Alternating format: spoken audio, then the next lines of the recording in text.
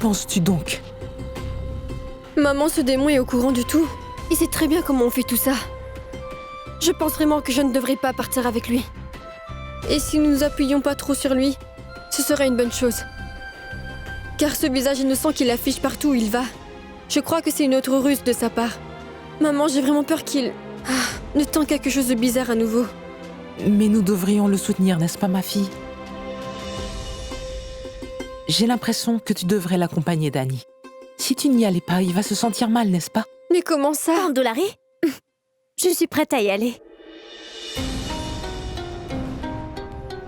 Tu as lâché tes cheveux? Pourquoi cherches-tu à ruiner notre réputation? Tu n'as pas besoin d'y aller. Dani va s'occuper de tout ça. De toute façon, ma sœur et Sita sont absentes. Il y a beaucoup à faire, y compris acheter des légumes au marché. Vas-y. Je te dis d'y aller. Vas-y. Lakshmi, viens donc me donner un coup de main. Tu as envoyé ta fille se promener, elle. Et moi, je dois faire tout le ménage. Grand gourou! Grand gourou! Le tribunal judiciaire m'a convoqué, grand gourou. Il y aura donc une nouvelle audience. Je suis un homme fini, grand prêtre. Grand gourou. Je suis très effrayé, grand gourou. J'espère que le juge ne m'enverra pas croupir dans une prison. Vous non plus ne pourrez pas me sauver, grand prêtre.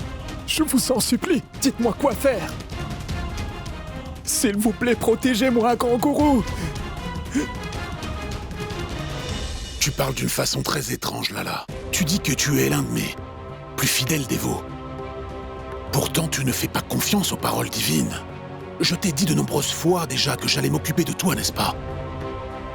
Alors pourquoi t'inquiètes-tu tant que ça, dis-moi? Pourquoi? Lala, je t'ai mis sous ma protection. Personne ne pourra toucher un seul cheveu de ta tête. Lala, cela ne te servira à rien d'avoir peur. Sois très courageux. À chaque moment, ton destin est en train de changer, Lala. Il faut la facture électrique, Oui, bien sûr. aussi la facture téléphonique. Que veux-tu d'autre? Tania, dis-lui d'avancer un peu plus vite que ça, afin que nous puissions partir un peu plus rapidement. S'il vous plaît, Tania, dites-lui que je suis bien plus pressée que lui. Tania, veux-tu lui dire aujourd'hui que je suis très content? Pour la première fois, elle a dit quelque chose de sensé. Ce qui veut dire qu'il y a bien quelque chose dans sa petite cervelle. Tania, veuillez lui dire que j'ai toujours eu plus de bon sens que lui et que je dis toujours des choses sensées. Pourquoi m'avoir fait venir? Ce n'est pas de ma faute si vous ne comprenez rien à rien. Oui, mais si elle m'appelle démon, comment je comprends quoi que ce soit? Ça me bloque les méninges du cerveau. Pouvez-vous vous taire 2 minutes? Dites-moi donc, Madame Tania, est-ce que j'ai dit des choses insensées? Alors c'est moi l'insensé, je dis toujours des bêtises. Je suis pourtant venu défendre cette affaire. J'ai demandé si quelqu'un avait une objection, elle m'a dit que non. Que je suis vulnérable, je suis plus inquiète pour le refuge. Écoute, moi aussi je m'en fais pour le refuge, c'est pour lui que je suis venu. Je suis pas venu ici pour toi.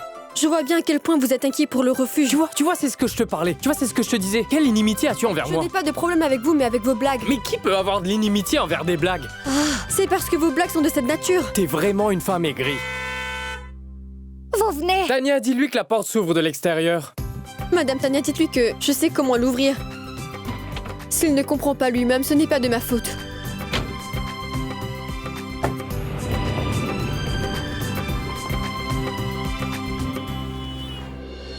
Monsieur, je voudrais les factures d'électricité des 3 dernières années. Écoutez-moi bien, madame. Je ne suis pas assis là que pour votre service. Vous me demandez des factures depuis 3 ans. Je peux vous donner celles qui remontent à 2 mois, mais pas plus. Dites-moi si vous les voulez, parce qu'il y a la queue. S'il vous plaît, essayez de comprendre. J'en ai vraiment besoin. Écoutez, madame, je vous ai déjà répondu. Alors pourquoi restez-vous encore là, debout à m'agacer, dites? Allez, partez maintenant. Je vous en prie, essayez de me comprendre. Voyons, Monsieur, voyons. mais qu'est-ce que vous monsieur. faites? Attendez votre tour. Faites la queue comme tout le messieurs, monde. je suis avec cette femme. Bien bonjour à vous, monsieur. Vous voyez bien que cette femme est perturbée. Essayez un peu de comprendre son souci. Vous êtes en train de mettre votre problème sur son souci. Comment pouvez-vous passer à un autre client sans avoir réglé son problème? Mais tentez de l'aider au moins. C'est vous qui allez m'expliquer comment parler aux femmes? Vous me menacez, dites? Est-ce que vous êtes sérieux? Mais pas du tout, mon grand monsieur. Comment pourrais-je faire une telle erreur en résidant à Bénarès? Je vous demande seulement de porter votre précieuse attention un peu plus vers le bas, mon cher monsieur.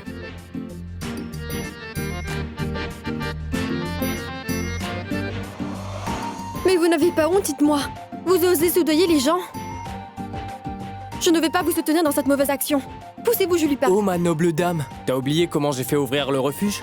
C'est en payant ces bandits veineux que j'ai pu le rouvrir. Maintenant tu trouves que c'est mal? L'autre jour, je n'étais pas au courant de ce qui s'est passé. Mais tout ceci se passe devant mes yeux aujourd'hui, et ce n'est pas bien.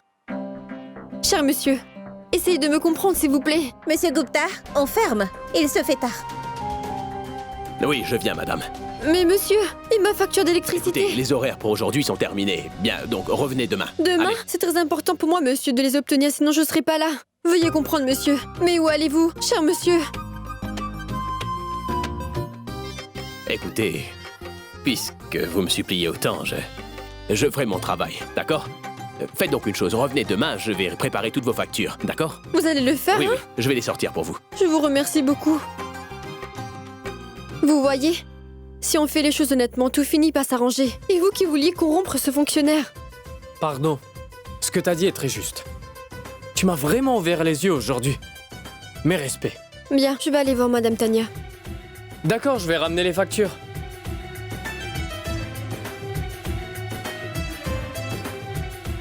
Dis donc, Madame la ronchonne. Prends ça. Prends-en un seul. Un seul. Du chocolat? Ma mère m'en donnait toujours pour me calmer lorsque j'étais toute petite. Savez-vous que je...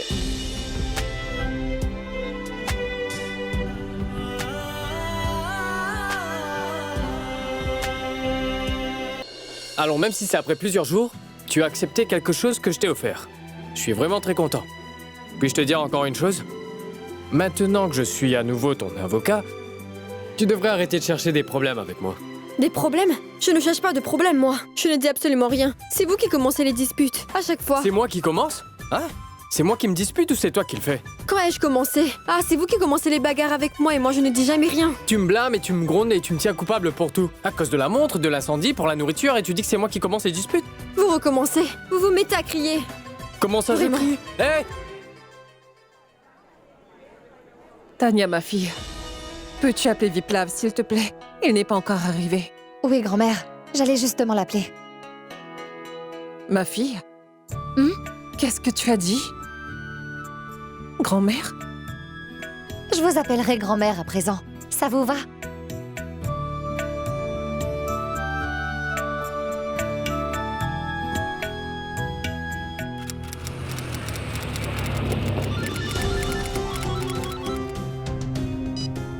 Oui, Tania.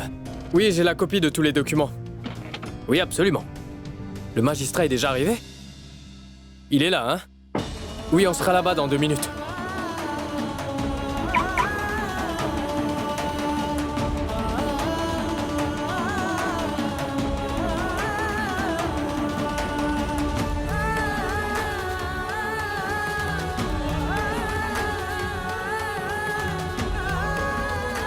Monsieur l'avocat! Monsieur...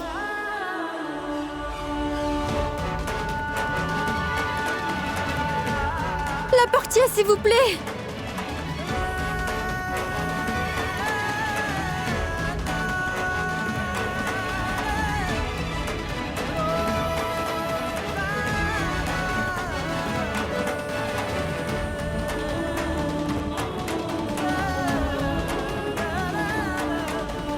Non, ne craignez rien. Nous n'allons pas perdre cette affaire. Mon fils? Où se trouve Dani? Je viens de me rappeler. Je viens dans 1 minute, ma tante.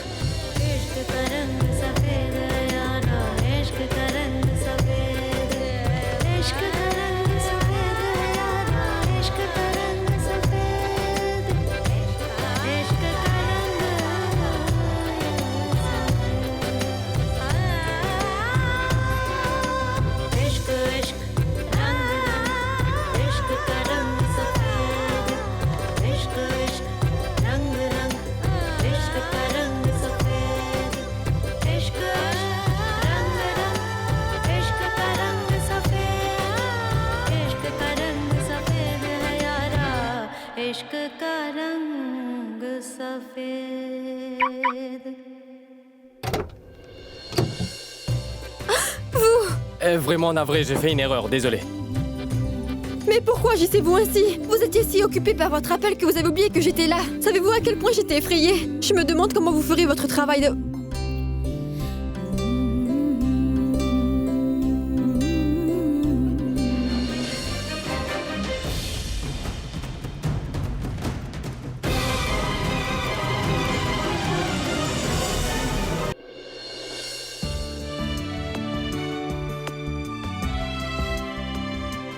Bon, écoute, je suis navré. Je suis vraiment navré. C'est à cause de ton affaire que je suis sous tension. Savez-vous à quel point j'ai eu peur? Vous m'avez enfermé Mais voyons, là-dedans. je te présente mes plates excuses. Tu veux que je fasse quoi? Vous n'êtes que... Dépêchez-vous de venir, l'audience va bientôt commencer. Allez, allons, on y va. Om Bhurvuvasvaha Tatsaviturvarenyam Bhargo Devasya Dhimahi Dhyo Yo Nah Prachodayat Swaha. Om Bhurvuvasvaha Tatsaviturvarenyam Bhargo Devasya Dhimahi Dhyo Yo Nah Prachodayat Swaha.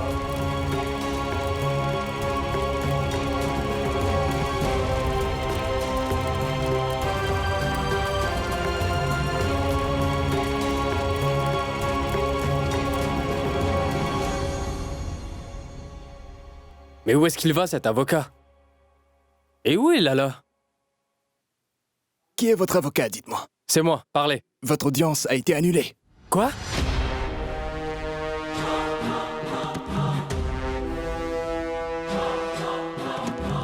Monsieur Lala a une attaque cardiaque. Son homme de loi est venu pour m'informer qu'il a été admis dans un hôpital. C'est pourquoi, tant qu'il ne sera pas rétabli, cette affaire ne pourra être entendue en cours de justice.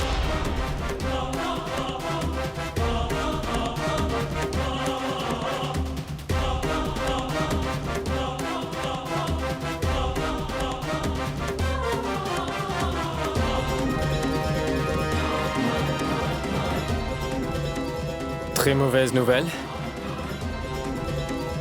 Si c'est vrai, alors Lala prendra tout son temps pour se rétablir. Et entre-temps, je serai déjà parti. Comment je fais pour défendre ce cas?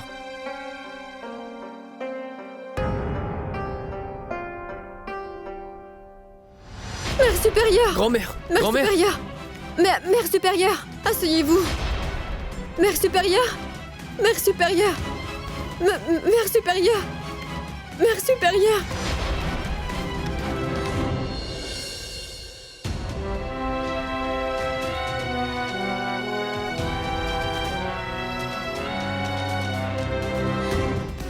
Tania, reste ici.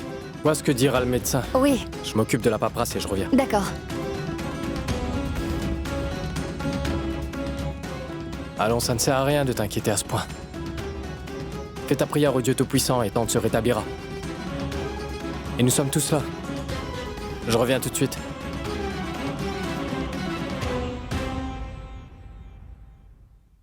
Combien de jours encore dois-tu jouer cette comédie?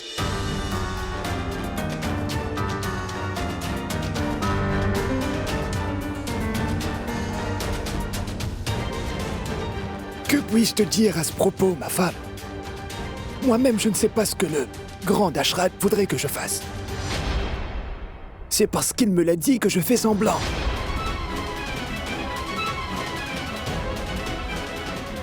Mais je ne sais vraiment pas combien de temps je devrais rester dans cet hôpital.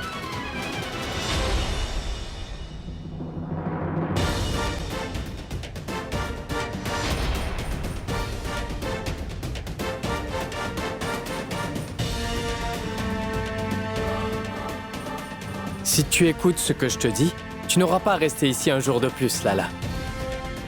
Mais si j'arrive à prouver devant le tribunal que tu as dit un mensonge, tu pourras aussi aller en prison. Par la déesse! Oh bon sang! Je t'en prie, ma femme, va vite appeler le médecin! J'ai une très grosse douleur, je ne vais pas m'en tirer, fais vite! Ouvre la bouche. Oui. Mange-le. Ce n'est pas la peine de jouer cette comédie en ma présence, Lala. J'ai entendu tout ce que t'as dit à ta femme. Dis-moi la vérité. Quel lien a mon grand-père avec ça? Écoutez, cher Viplav, il ne s'agissait pas de cela. C'est bien ce que j'avais très mal, à la poitrine. C'est pourquoi le nom de Dashrat est sorti de la bouche. Il n'y a aucun problème, Viplav. Tu me prends pour un idiot? Tu me prends pour un idiot? Tu voudrais me mentir? J'ai entendu quand t'as dit que tu ne comprenais pas pourquoi le grand prêtre Dashrat t'avait demandé d'agir ainsi. Maintenant, dis-moi tout. Quel lien a mon grand-père avec cette affaire? Dis la vérité. Monsieur Viplav, je suis un homme très ordinaire. Je voudrais simplement vous dire ce que vous me demandez. Vous devriez en parler au grand prêtre d'Ashrat, monsieur. Il est le vrai cerveau dans cette affaire. Laissez-moi vous dire que je ne suis qu'un instrument dans toute cette machination. Mais c'est pas vrai, je te le demande directement. Et toi, tu t'amuses à me rendre plus confus en me parlant en parabole? Dis-moi directement, quel est le lien de mon grand-père avec ça? Je vous dis la vérité, monsieur Viplav, car sans sa permission, je ne peux rien vous dire à ce sujet. Si jamais je perds mon sang-froid, Lala, je te mettrai dans un tel état que tu devras rester dans cet hôpital pendant 6 mois, mais pour de vrai cette fois. Monsieur Viplav, croyez-moi, tout ce que me dit le prêtre, je le fais. Je ne prends aucune initiative. Vous pouvez lui demander. Je ne sais rien, moi, non, je ne sais rien. J'ai été piégé sans le savoir. Mes anciens avaient offert ce refuge aux veuves dans un geste de charité. Et moi, je ne voulais pas les faire partir de cet endroit. Qu'est-ce que j'ai fait, mon Dieu?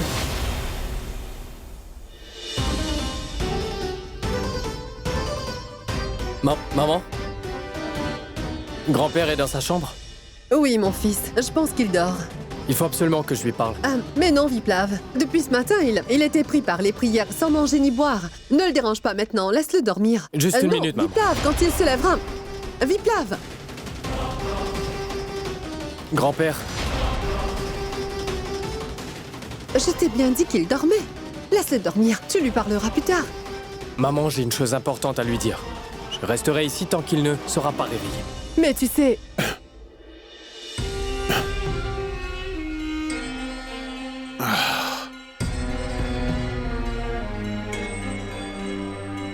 Vous deux, vous êtes là?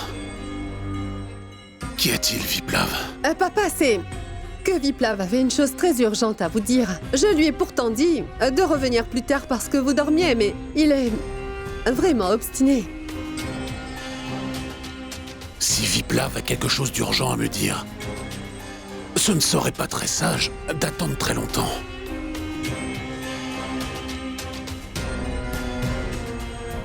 Kanak, je te demande poliment de t'en aller, s'il te plaît. Parce que nous allons parler entre grand-père et petit-fils. Je ne voudrais pas que Viplav hésite à me dire ce qu'il a à me dire. Très bien, papa. Je vais vous apporter quelque chose à manger. Très bien.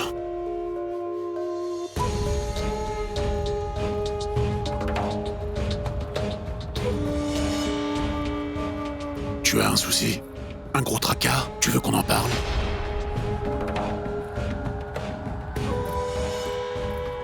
Dis, grand-père, est-ce que tu aurais demandé à Lala de faire semblant d'être malade? Par hasard, dis-moi.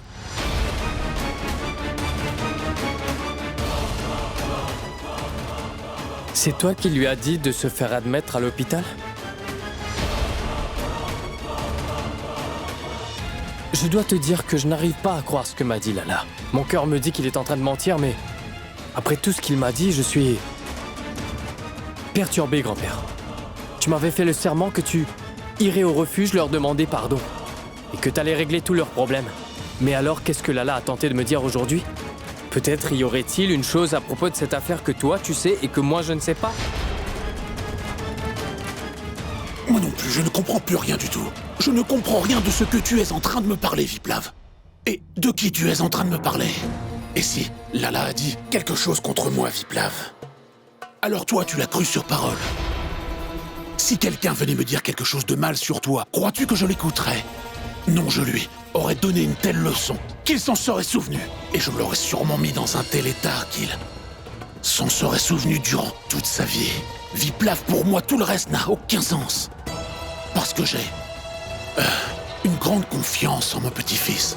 Mais mon enfant, je ne m'attendais pas à cela de ta part. Je croyais que tu pouvais comprendre le langage de mes yeux silencieux et que tu pouvais entendre les battements de mon cœur. Mais je me trompais. Vraiment, j'avais tort. Pourquoi ne suis-je pas mort avant d'avoir eu à dire... Mais non, grand-père, pourquoi tu dis une chose pareille? J'ai eu quelques soupçons dans mon esprit à cause de ce satané Lala. Cela m'a vraiment perturbé, c'est pour cela que je t'ai posé la question, ne sois pas blessé. Écoute, Viplav. C'est pour toi que je suis allé dans cet abri de veuve. Et je suis allé là-bas leur demander pardon. Oui, oui. J'ai même donné une grande fête pour ta victoire après l'affaire. Mais tout cela était inutile, Viplav. Tout cela était entièrement inutile. À partir d'aujourd'hui, je ne prononcerai plus un mot. Je ne parlerai plus à qui que ce soit. Et à partir de ce moment précis, je fais un vœu de silence.